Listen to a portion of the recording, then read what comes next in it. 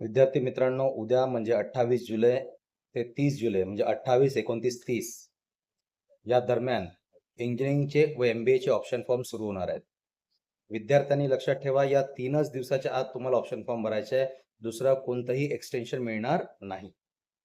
Option form भरायच्यास काय काय काळजी घ्यायची आहे? सगळ्यात महत्त्वाचं, ऑप्शन फॉर्म भरायसाठी जर तुम्हाला कानगावकर कोचिंग आणि काउन्सिलिंग सेंटरमधून ऑप्शन फॉर्म भरायचा असेल, तर आजच आपला नंबर लावून ठेवा. म्हणजे काय होईल, की तुम्ही योग्य वेळेत नियोजनानुसार आणि बिना गोंधळाने आपला फॉर्म भरू शकता. दुसरं, कॅपराऊंडमध्ये ऑप्शन फॉर्म भरताना कट ऑफनुसारच कॉलेज काढा.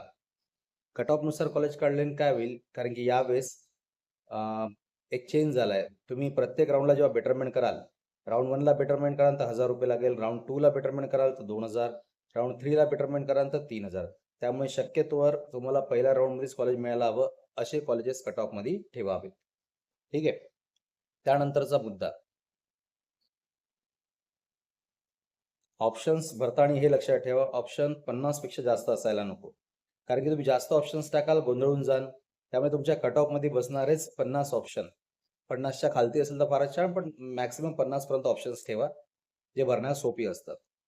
तिसरा महत्त्वाचा मुद्दा, ऑप्शन्स भरायला जेव्हा तुम्ही याल, एका पेजवर आपली ऑप्शन लिस्ट तयार करून आणायची. म्हणजे काय? कॉलेजचा कोड नंबर, त्याच्यानंतर कॉलेजचं नाव, ब्रांच, या पद्धतीने ऑप्शन लिस्ट तयार करून आणा. एका पेजवर लिहून आणा.